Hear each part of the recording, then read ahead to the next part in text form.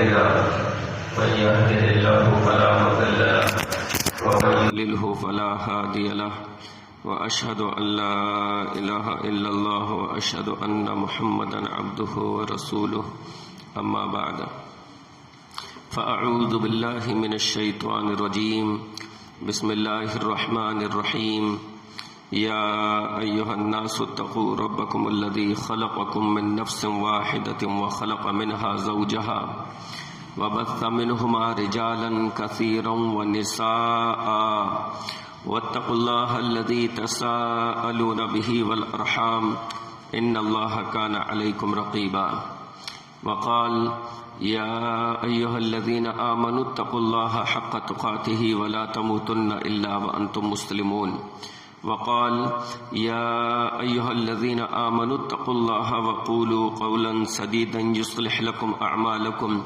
ويغفر لكم ذنوبكم ومن يطع الله ورسوله فقد فاز فوزا عظيما۔ تمام قسم کی حمد و ثنا، کبریائی، تعریف و توصیف اللہ وحدہ لا شریک کے لیے ہے، اور بے انتہا درود و سلام نازل ہو سید المرسلین رحمت للعالمین جناب محمد الرسول اللہ صلی اللہ علیہ وسلم پر۔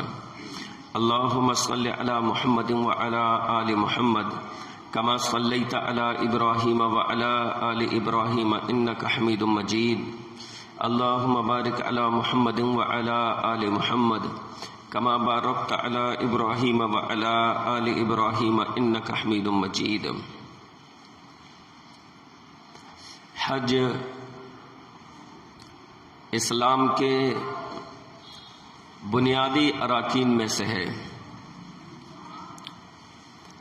ان 5 اراکین میں سے کہ جن پر اسلام کی بنیاد ہے۔ اللہ کے نبی علیہ الصلاۃ والسلام نے ارشاد فرمایا، بنی الاسلام علی 5، اسلام کی بنیاد 5 چیزوں پر رکھی گئی ہے۔ شہادت اللہ الہ الا اللہ، اس بات کی گواہی دینا کہ اللہ کے سوا کوئی معبود نہیں، وَأَنَّ مُحَمَّدًا عَبْدُهُ وَرَسُولُهُ، اور یہ کہ محمد صلی اللہ علیہ وسلم اللہ کے رسول ہیں، وَإِقَامِ الصَّلَاةِ وَإِيتَاءِ الزَّكَاةِ، نماز قائم کرنا، زکوٰۃ کا ادا کرنا، وحج بیت اللہ، اور بیت اللہ شریف کا حج کرنا، وصوم رمضان، اور رمضان کے روزے رکھنا، متفق علیہ۔ تو اللہ کے نبی علیہ الصلاۃ والسلام نے جن 5 چیزوں کو اسلام کا بنیادی رکن قرار دیا، ان میں سے ایک حج ہے۔ حج کس پر فرض ہے؟ ہر اس عاقل بالغ مسلمان پر کہ جس کے پاس بیت اللہ تک جانے کی استطاعت ہو، یعنی وہ بیت اللہ تک جانے کا خرچہ برداشت کر سکتا ہو، سواری کا، ٹکٹ کا، اور اس کے علاوہ جو وہاں خرچ آتا ہے، یہ تمام خرچ وہ برداشت کر سکتا ہو تو اس پر حج فرض ہو جاتا ہے۔ اللہ رب العالمین نے ارشاد فرمایا، وَلِلَّهِ عَلَى النَّاسِ حِجُّ الْبَيْتِ مَنِ اسْتَطَاعَ إِلَيْهِ سَبِيلًا، اللہ کے لیے لوگوں پر حج کرنا ہے اس شخص پر کہ جو وہاں تک پہنچنے کی طاقت رکھتا ہو۔ تو جس کے پاس اس قدر مال ہو کہ وہ بیت اللہ پہنچ سکتا ہے، خرچ اٹھا سکتا ہے، تو اس پر حج ادا کرنا فرض ہو جاتا ہے، اور یہ زندگی میں ایک مرتبہ ادا کرنا فرض ہے۔ جس کے پاس اتنا مال ہو اس پر زندگی میں ایک مرتبہ حج کرنا فرض ہے، اس کے علاوہ اگر کوئی پھر بعد میں کرتا ہے تو وہ نفل ہے، لیکن ایک مرتبہ ادا کرنا یہ واجب اور فرض ہے۔ یا تو یہاں سے پہنچنے کی طاقت ہو، یا پھر یہ کہ وہاں وہ گیا ہوا ہے، کام کر رہا ہے، ملازمت کر رہا ہے، جاب پر ہے، تو وہاں پر کوئی پریشانی نہیں ہے، وہاں سے حج کر سکتا ہے آسانی سے۔ تو اصل چیز ہے کہ وہاں تک پہنچنے کی استطاعت رکھنا، طاقت رکھنا. تو زندگی میں ایک مرتبہ جو ہے حج فرض ہو جاتا ہے. اچھا، اس میں ایسا نہیں ہے، کچھ لوگ یہ سمجھتے ہیں کہ جو شخص وہاں ملازمت کرنے کے لیے گیا ہے، وہاں پر اس نے حج کر لیا اور پھر وہ جب اپنے ملک آ گیا پھر اللہ نے اس کو پیسہ دیا تو اس پر دوبارہ فرض ہوتا ہے. ایسا نہیں ہے. ایسی کوئی قید نہیں ہے کہ بھاری بھرکم رقم ادا کر کے ہی وہ حج کرنے جائے، بلکہ وہ ملازمت کے لیے گیا ہوا تھا. جیسے انڈین، پاکستانی، بنگلہ دیشی بہت سارے لوگ پوری دنیا سے جاتے ہیں اور پھر وہ وہاں پر حج کر لیتے ہیں. تو جب اس نے حج کر لیا تو وہ فرض حج جو ہے اس کا زندگی میں ایک مرتبہ والا، وہ اس کا ادا ہو گیا. اب باقی اگر وہ کرنا چاہے تو وہ اس کے نفلی ہیں. تو وہاں تک وہ پہنچا ہوا تھا، اس کو وہ اللہ کی نعمت سمجھے کہ اللہ نے اس کو موقع عطا فرمایا اور وہ حج کی ادائیگی کر لے. اللہ کے نبی علیہ الصلوۃ والسلام نے حضرت عبداللہ ابن عباس رضی اللہ عنہما فرماتے ہیں کہ آپ علیہ الصلوۃ والسلام نے فرمایا کہ لوگوں، ایھا الناس قد فرض اللہ علیکم الحج فحجوا، لوگوں تم پر حج اللہ رب العالمین نے فرض کر دیا ہے، لہذا تم حج کرو. ایک صحابی نے بولا، اے اللہ کے رسول صلی اللہ علیہ وسلم، ہر سال؟ کیا ہر سال فرض ہے؟ آپ صلی اللہ علیہ وسلم خاموش رہے. انہوں نے دوبارہ پوچھا، اے اللہ کے رسول صلی اللہ علیہ وسلم، کیا ہر سال؟ آپ علیہ الصلوۃ والسلام خاموش رہے. جب تیسری مرتبہ انہوں نے پھر سوال کیا تو اللہ کے نبی علیہ الصلوۃ والسلام نے فرمایا، لو قلت نعم لوجبت، اگر میں ہاں کہہ دیتا تو یہ ہر سال تم پر ضروری ہو جاتا اور پھر تم اس کی طاقت نہیں رکھ سکتے تھے. مطلب یہ تھا کہ میں جس چیز کا حکم دوں اس پر اپنی طاقت کے مطابق عمل کرو. اس میں جن چیزوں کی میں وضاحت، یہ تشریحات نہیں کر رہا اور آسانی کے لیے چھوڑ دیا ہے تو اس میں کھود کرید مت کرو. اللہ کے نبی علیہ الصلوۃ والسلام نے ان کے بار بار سوال کرنے پر ارشاد فرمایا کہ اگر میں کہہ دیتا ہاں تمہارے یہ کہنے پر کہ ہر سال، اور میں کہہ دیتا ہاں، تو ہر سال تم پر واجب ہو جاتا. اس کا مطلب یہ ہوا کہ اللہ کے نبی علیہ الصلوۃ والسلام کی زبان رسالت سے نکلنے والے جملے بھی شریعت بن جاتے ہیں. اگر شرعی طور پر اللہ کے نبی علیہ الصلوۃ والسلام نے جو کچھ فرمایا ہے وہ جملہ اللہ کے نبی کی زبان سے نکل گیا تو اللہ تعالیٰ اس کو بھی شریعت کا درجہ دے دیتا ہے. فرمایا اگر میں ہر سال کہہ دیتا تو یہ ہر سال واجب ہو جاتا. اس کا مطلب یہ ہوا کہ یہ زندگی میں ایک مرتبہ فرض ہے جو حج بیت اللہ تک پہنچنے کی استطاعت رکھتا ہو. اچھا، کسی کے پاس مال تو ہے لیکن وہ جسمانی طور پر وہاں تک پہنچنے کی طاقت نہیں رکھتا. مثال کے طور پر بیمار ہے، یا پھر یہ کہ عمر اتنی زیادہ ہو گئی ہے کہ اب سفر نہیں کر سکتا، عمر بہت زیادہ ہو گئی ہے، تو ایسے شخص پر ضروری ہے کہ وہ اپنے مال سے کسی شخص کو حج کروائے اپنی طرف سے، جیسے حج بدل بولا جاتا ہے. وہ اپنی طرف سے کسی ایسے حج کروائے کسی شخص کو، کسی ایسے شخص کو جو اپنا حج ادا کر چکا ہو. جو شخص اپنا حج ادا کر چکا ہو اسے وہ اپنی طرف اپنا حج کروا دے، یہ حج بدل کہلائے گا. مسلم شریف کی حدیث، اللہ کے نبی علیہ الصلوۃ والسلام کے پاس حجۃ الوداع کے موقع پر ایک خاتون آئی اور کہا، اے اللہ کے رسول صلی اللہ علیہ وسلم، میرے والد پر حج فرض ہو چکا ہے لیکن وہ بوڑھے بہت ہیں، سواری پر سوار نہیں ہو سکتے، سفر کی مشقتیں برداشت نہیں کر سکتے، تو کیا میں ان کی طرف سے حج کروں؟ آپ صلی اللہ علیہ وسلم نے فرمایا، نعم حجی عنہ، جی ہاں اس کی طرف سے تم حج کر لو. اسی طریقے سے عبداللہ ابن عباس رضی اللہ عنہما فرماتے ہیں کہ ایک شخص حج کے موقع پر کہہ رہا تھا، لبیک عن شبرمہ، مطلب یہ کہ شبرمہ کی طرف سے، اے اللہ میں حج کرنے کے لیے حاضر ہوں. تو اللہ کے نبی علیہ الصلوۃ والسلام نے پوچھا، بھائی تم کون؟ تو انہوں نے بتایا کہ ہاں. پوچھا یہ شبرمہ کون؟ تو انہوں نے بتایا کہ میرے بھائی یا رشتہ دار کوئی ہیں میرے جان. تو کہا اللہ کے نبی علیہ الصلوۃ والسلام نے کہ تم اپنی طرف سے کر چکے حج؟ تو انہوں نے کہا نہیں اللہ کے رسول، ابھی میں نے اپنا حج تو نہیں کیا ہے۔ تو آپ نے فرمایا پہلے تم اپنا حج ادا کرو، پھر اس کے بعد شبر ماہ کا حج ادا کرنا، اس کی طرف سے حج ادا کرنا۔ تو اس کا مطلب یہ ہوا کہ جو شخص حج بدل کر رہا ہے وہ پہلے اپنا حج ادا کر چکا ہو تبھی وہ حج بدل کر سکتا ہے۔ تو یہ زندگی میں ایک مرتبہ فرض ہے۔ میرے بھائیوں، حج کی بہت زیادہ فضیلت ہے، اور حج کے وہ فضائل ہمیں معلوم ہونے چاہیے تاکہ ہمیں اس کا شوق پیدا ہو، تاکہ ہم بیت اللہ تک جانے کی کوشش کریں، تاکہ ہم حج یا عمرہ کرنے کی کوشش کریں اور ہمارے دلوں میں وہ شوق پیدا ہو۔ تو حج کے فضائل، حج کی اہمیت و ضرورت ہمیں معلوم ہونی چاہیے۔ حج کی پہلی چیز تو جو میں نے آپ کے سامنے بیان کی کہ حج اسلام کے بنیادی اراکین میں سے ایک ہے۔ اسی طریقے سے حج کی فضیلت یہ ہے کہ اس کا بدلہ جنت ہے، حج مبرور، اس کا بدلہ جنت ہے۔ بخاری و مسلم کی حدیث، اللہ کے نبی علیہ الصلوۃ والسلام نے فرمایا، ابو ہریرہ رضی اللہ عنہ روایت کرتے ہیں کہ رسول اللہ صلی اللہ علیہ وسلم نے فرمایا، العمرۃ الی العمرۃ کفارۃ لما بینہما، ایک عمرہ سے دوسرا عمرہ تک وہ جو ہے کفارہ ہوتا ہے تمام گناہوں کا، یعنی تمام صغیرہ گناہوں کا۔ جب انسان عمرہ کرتا ہے اور پھر اس کے بعد عمرہ کرتا ہے تو دوسرا عمرہ جو ہے یہ پچھلے عمرے سے یہاں تک کا کفارہ ہوتا ہے۔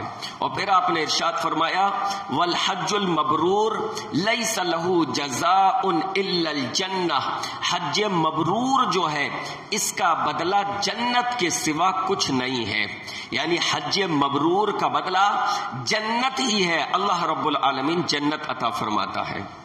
حج مبرور کیا ہے؟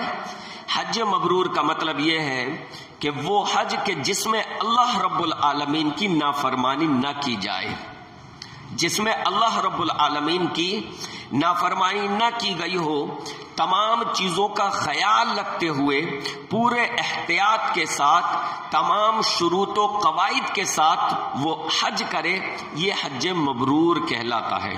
کہ وہ حج کے دوران اللہ رب العالمین کی نافرمانی نہ کرے، کوئی گناہ نہ کرے اور پورے خلوص کے ساتھ وہ حج ادا کرے، تو یہ اس کا حج مبرور ہے۔ تو پہلی فضیلت اس کی یہ ہے کہ اس کا بدلہ جنت ہے۔ نمبر 2، حج کی دوسری فضیلت کہ حج تمام گناہوں کو مٹا دیتا ہے، تمام گناہوں کو ختم کر دیتا ہے۔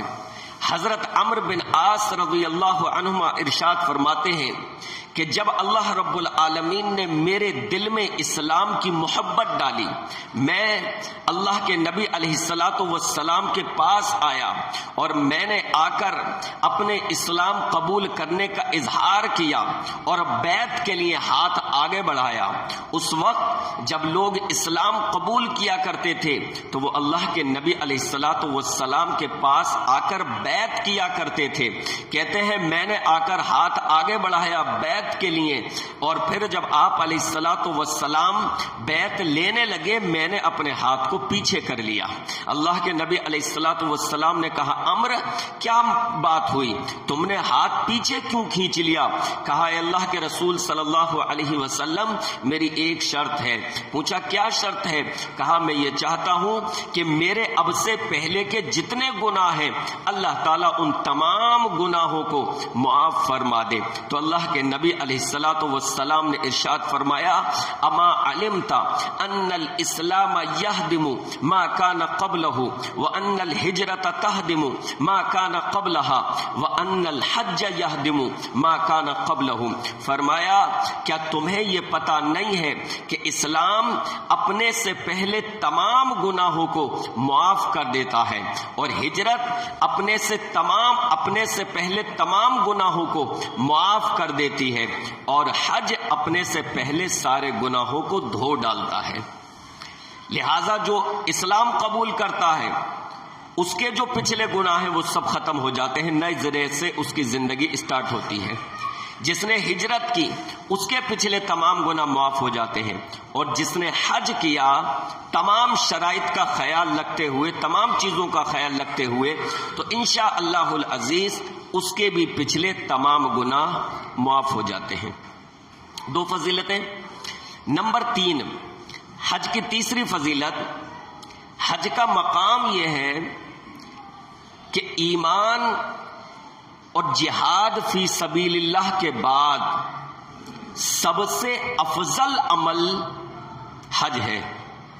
اب دیکھیں، ایک تو ایمان، یہ سب سے اہم چیز ہے کیونکہ اس کے بغیر کوئی عمل قبول نہیں ہوتا، پھر جہاد فی سبیل اللہ، اور پھر اس کے بعد حج، یہ سب سے افضل عمل ہے۔ عن ابی ہریرہ رضی اللہ عنہ قال قیل یا رسول اللہ صلی اللہ علیہ وسلم ای الاعمال افضل۔ حضرت ابو ہریرہ رضی اللہ عنہ فرماتے ہیں رسول گرامی علیہ الصلوۃ والسلام سے دریافت کیا گیا، اے اللہ کے رسول صلی اللہ علیہ وسلم، سب سے افضل عمل کون سا ہے؟ آپ نے ارشاد فرمایا ایمان باللہ ورسولہ، اللہ اور اس کے رسول پر ایمان لانا، یہ سب سے افضل عمل ہے۔ قیل ثم ایو، اللہ کے نبی علیہ الصلوۃ والسلام سے دریافت کیا، اے اللہ کے رسول پھر اس کے بعد سب سے افضل عمل کون سا ہے؟ تو آپ صلی اللہ علیہ وسلم نے فرمایا جہاد فی سبیل اللہ، اللہ کی راہ میں جہاد کرنا۔ ایمان کے بعد سب سے افضل عمل اللہ کے راستے میں جہاد کرنا۔ آپ دیکھیے کتنی اہم چیزوں کی اللہ کے نبی علیہ الصلوۃ والسلام نے ترتیب فرمائی، اس ترتیب میں حج کا ذکر آ رہا ہے۔ ایمان کے بعد دوسرے نمبر پر کیا بتایا؟ اللہ کی راہ میں جہاد کرنا، اور تیسرے نمبر پر جب پوچھا کہ اللہ کے رسول اس کے بعد پھر کیا؟ ایمان، جہاد، اور تیسرے نمبر پر کیا؟ تو آپ صلی اللہ علیہ وسلم نے فرمایا حج مبرور، حج مبرور، حج یہ سب سے افضل عمل ہے۔ گویا کہ اس حدیث میں اللہ کے نبی علیہ الصلوۃ والسلام نے 3 چیزوں کی وضاحت فرمائی، ایمان باللہ ورسولہ، جہاد فی سبیل اللہ، وحج مبرور۔ اللہ اور اس کے رسول پر ایمان لانا، اس کے بعد سب سے افضل عمل اللہ کی راہ میں جہاد کرنا، اور تیسرے نمبر پر سب سے افضل عمل جو ہے وہ حج ادا کرنا۔ گویا کہ حج معمولی چیز نہیں ہے، حج کی بہت زیادہ فضیلت ہے، بہت زیادہ اہمیت ہے، اور جو بہت ہی زیادہ فضیلت والے کام ہیں جن کی بہت زیادہ فضیلت آئی ہے، ان عملوں کی ترتیب میں اللہ کے نبی علیہ الصلوۃ والسلام نے حج کا ذکر کیا۔ نمبر 4، حج کی چوتھی فضیلت، جو حج کرنے کے لیے جاتا ہے، عمرہ کرنے کے لیے جاتا ہے، وہ اللہ کا مہمان ہوتا ہے، وہ اللہ کا مہمان ہوتا ہے۔ حضرت عبداللہ ابن عمر رضی اللہ عنہما ارشاد فرماتے ہیں کہ اللہ کے نبی علیہ الصلوۃ والسلام نے ارشاد فرمایا الغازی فی سبیل اللہ والحاج والمعتمر وفد اللہ دعاہم فاجابوہ وسألوہ فاعطاہم۔ فرمایا اللہ کی راہ میں جہاد کرنے والا، حج کرنے والا، عمرہ کرنے، آپ دیکھیں حج کو کس زمرے میں رکھا ہے اللہ کے نبی علیہ الصلوۃ والسلام نے، مجھے حیرت ہوتی ہے، حج کو دیکھیں کس زمرے میں رکھا ہے، جہاد فی سبیل اللہ، ان زمروں میں حج کا ذکر ہے۔ بلکہ ایک حدیث میں تو یہ آیا، عورتوں نے کہا اللہ کے رسول صلی اللہ علیہ وسلم، اما عائشہ صدیقہ فرماتی ہیں، کہا اللہ کے رسول ہم عورتیں جہاد نہیں کر سکتی، مردوں کو اتنی فضیلت والا کام ملا ہوا ہے۔ تو آپ علیہ الصلوۃ والسلام نے فرمایا کہ حج کرنا یہ بہترین جہاد ہے تم لوگوں کا، خواتین کے لیے، بوڑھوں کے لیے، کمزوروں کے لیے یہ حج کرنا ہی یہ بہترین جہاد ہے۔ اس زمرے میں سوچو، اتنی فضیلت والے کام، اس زمرے میں اللہ کے نبی علیہ الصلوۃ والسلام نے حج کو رکھا ہے۔ فرمایا الغازی فی سبیل اللہ والمعتمر والحاج وفد اللہ، اللہ کی راہ کا مجاہد، حج کرنے والا عمرہ کرنے والا یہ اللہ رب العالمین کے مہمان ہیں. دعاہم فاجابوہ، اللہ رب العالمین نے ان کو بلایا لہذا یہ چلے آئے. اللہ نے ان کو بلایا ہے. گویا کہ پتہ یہ چلا کہ جن کو حج کرنے کی سعادت نصیب ہو جاتی ہے، جو بیت اللہ تک پہنچ پاتے ہیں، یہ نصیب والے لوگ ہیں، یہ اللہ کے بلائے ہوئے لوگ ہیں. اللہ نے ان کے لیے راستہ آسان کیا ہے، اللہ نے ان کو توفیق بخشی ہے، اللہ نے ان کو حج و عمرہ کرنے کی سعادت عطا فرمائی ہے. کہا وہ اللہ رب العالمین نے ان کو بلایا لہذا یہ چلے آئے. اب وَسَأَلُوهُ فَأَعْطَاهُمْ، یہ اللہ سے مانگتے ہیں تو اللہ رب العالمین ان کو عطا فرماتا ہے. یہ اللہ کے مہمان ہیں، اللہ ان کا میزبان ہے.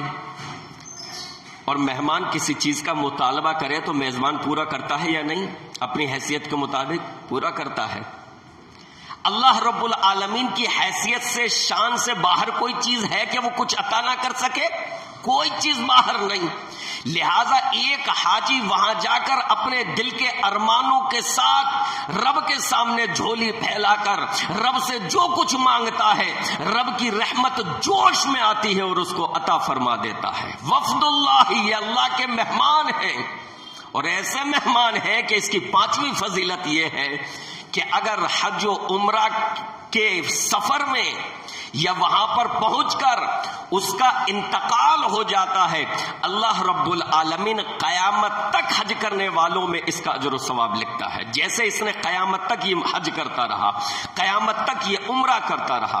اللہ کے نبی علیہ الصلوۃ والسلام نے فرمایا من خرج حاجا فمات فلہ اجر الحاج الی یوم القیامہ ومن خرج معتمرا فمات فلہ اجر المعتمر الی یوم القیامتی. جو حج کے ارادے سے نکلا اور پھر اس کی وہاں پر موت ہو گئی تو قیامت تک حج کرنے والوں میں اس کا اجر و ثواب لکھا جاتا ہے. اور جو عمرہ کرنے کے ارادے سے نکلا اور وہاں پر اس کی موت ہو گئی تو قیامت تک عمرہ کرنے والوں میں اس کا اجر و ثواب لکھا جاتا ہے. یہ اللہ کے ایسے مہمان ہیں کہ اگر موت آ گئی، اس حال میں اس کی موت آ گئی تو اللہ تعالیٰ قیامت تک اس کے لیے اجر و ثواب لکھتا رہتا ہے.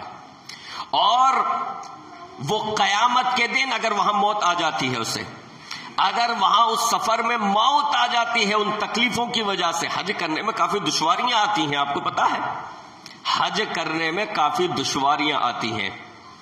ہم نے تو جوانی کے عالم میں کیا، بخار آ جاتا تھا. 3 دن اس قطر یعنی محنت اور مشقت، بھاگ دوڑ، تو کئی لوگوں کو کی طبیعت خراب ہو جاتی ہے حج کے بعد. وہاں پر پھر وہ آہستہ آہستہ وہاں کے ماحول میں ڈلتے ہیں اور الحمدللہ طبیعت ٹھیک ہو جاتی ہے. تو کچھ لوگوں کی طبیعت خراب بھی ہو جاتی ہے، جو تھکان ہوتی ہے 3 4 5 دن. تو اس قدر مشقت بھرا کام ہے. اللہ کے نبی علیہ الصلوۃ والسلام نے فرمایا کہ اگر یہ شخص اسی حال میں مر جاتا ہے حج کے دوران تو معلوم ہے قیامت کے دن یہ اسی طریقے سے تلبیہ پکارتا اٹھے گا. آپ فضیلت دیکھیں اس کی.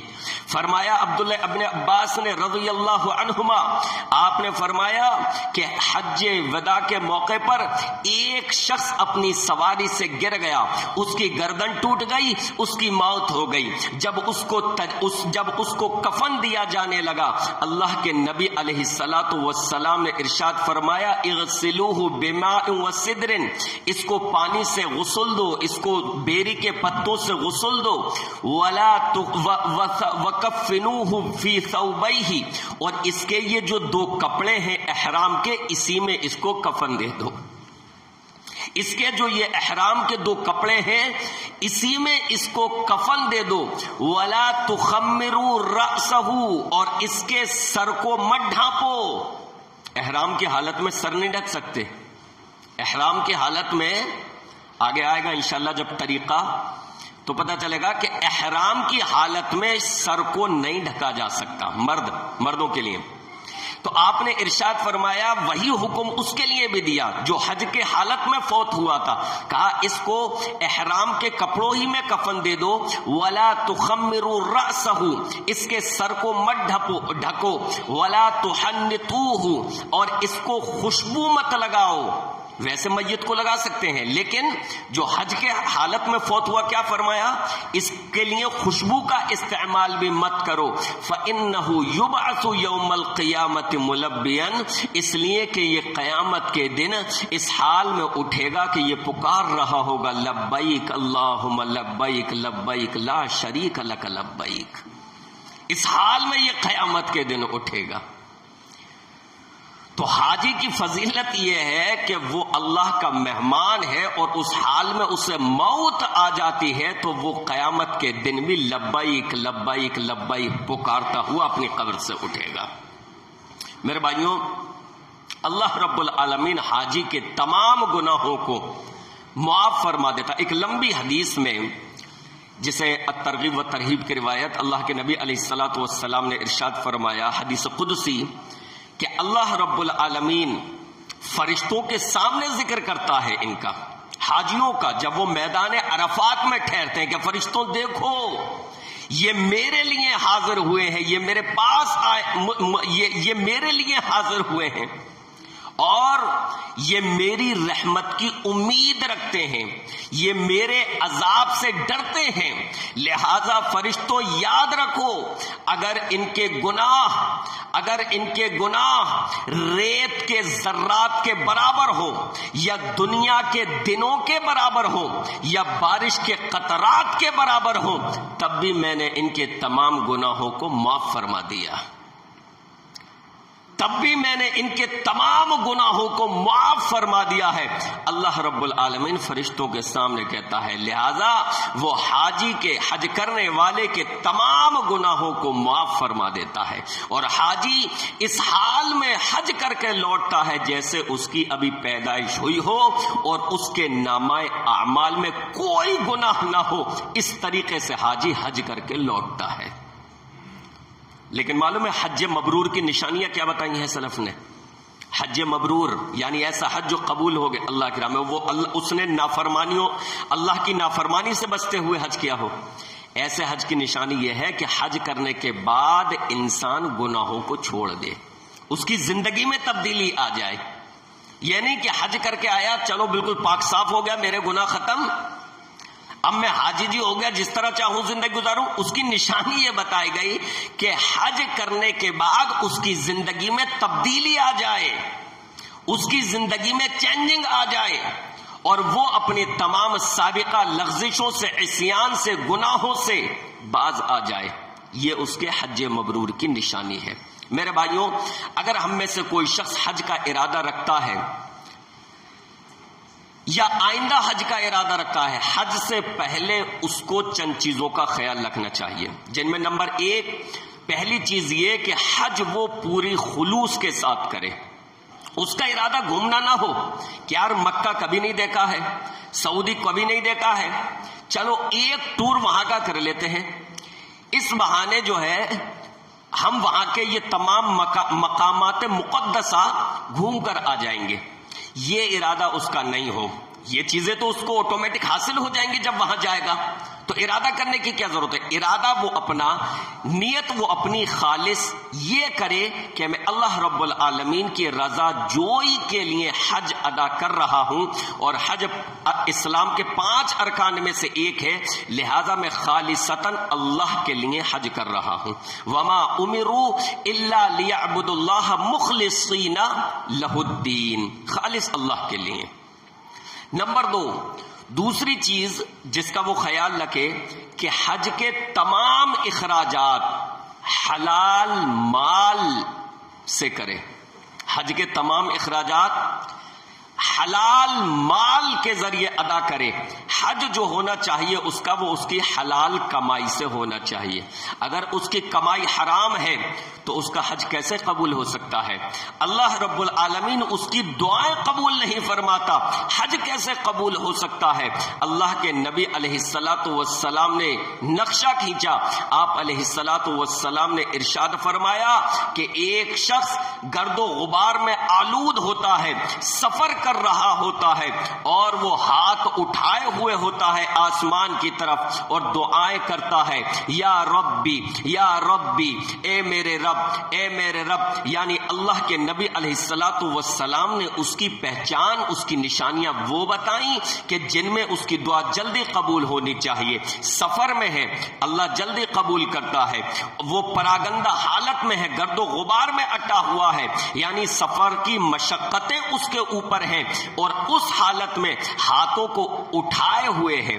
ہاتھوں کو اٹھانا یہ بھی دعا کے آداب میں سے ہے، ہاتھوں کو اٹھائے ہوئے ہیں، یعنی تمام وہ چیزیں ہیں کہ جس میں اس کی دعا جلدی قبول ہونی چاہیے، لیکن اس کے باوجود اس کی دعا قبول نہیں ہوتی۔ وجہ اللہ کے نبی علیہ الصلوۃ والسلام نے فرمایا حال یہ ہے کہ ملبسہ حرام، وہ اپنے جسم پر جو لباس پہنے ہوئے ہے وہ حرام ہے، اس کی جو غذا ہے وہ حرام ہے، فأنا یستجاب لذلک، تو اللہ تعالیٰ اس کی دعا کو کیسے قبول فرما سکتا ہے جب اس کا کھانا پینا، اس کی کمائی، اس کی غذا سب کچھ حرام ہے، اس کا لباس حرام کمائی کا ہے، اللہ اس کی دعا کیسے قبول فرما سکتا ہے؟ جب اللہ اس کی دعا قبول نہیں کر سکتا تو حج اس کا کیسے قبول کر سکتا ہے؟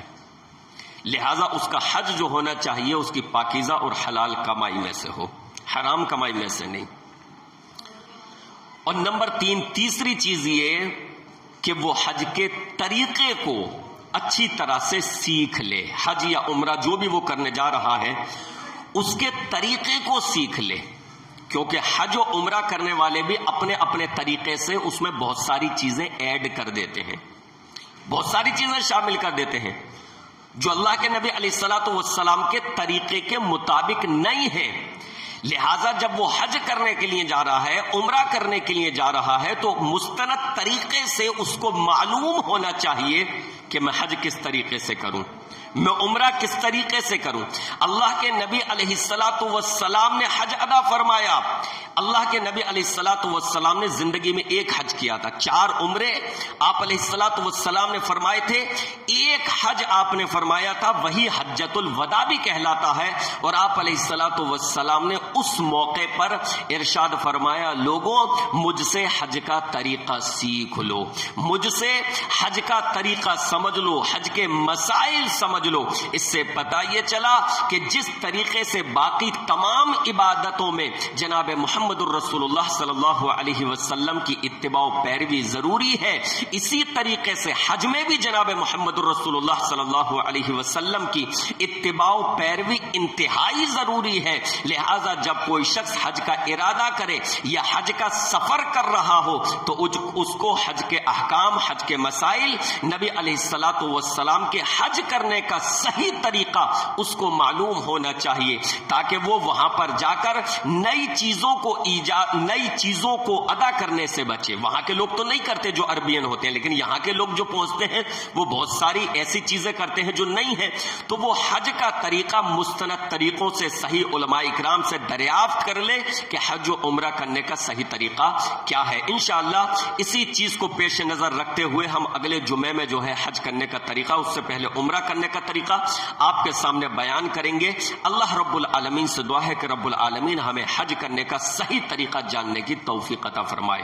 حج کرنے جا رہے ہیں تو اور نہیں جا رہے تب بھی وہ چیزیں ہماری معلومات میں آنی چاہیے، ہمارے علم کو، ہماری نالج کو ان چیزوں کو زنگ نہ لگ جائے، ہمیں یہ تمام چیزیں معلوم ہونی چاہیے۔ نہ معلوم اللہ رب العالمین کب اپنے گھر بلا لے، کب راستہ جانے کا ہموار کر دے، تو یہ تمام چیزیں ہماری معلومات میں پختہ ہونی چاہیے۔ اللہ رب العالمین سے دعا ہے کہ رب العالمین ہمیں بیت اللہ بلائے، حج کرنا ہمارے لیے آسان فرمائے۔ جو بھائی بہنیں حج کرنے کے لیے جا رہے ہیں اللہ رب العالمین ان کا جانا قبول فرمائے، ان کے حج کو قبول فرمائے، ان کے لیے آسانیاں پیدا فرمائے۔ اللہ ہماری دعاؤں کو قبول فرمائے۔ جو بیمار ہیں اللہ ان کو شفا عطا فرما، جو مظلوم ہیں اللہ رب العالمین انہیں ظلم سے نجات دے۔ اللہ کمزوروں کی مدد فرمائے، مظلوموں کی مدد فرمائے۔ اللہ رب العالمین ہماری دعاؤں میں اثر پیدا فرمائے، آمین یا رب العالمین۔ وصلی اللہ تعالی علی رسول خیر خلقہ محمد وآلہ وصحبہ اجمعین برحمتک یا ارحم الراحمین۔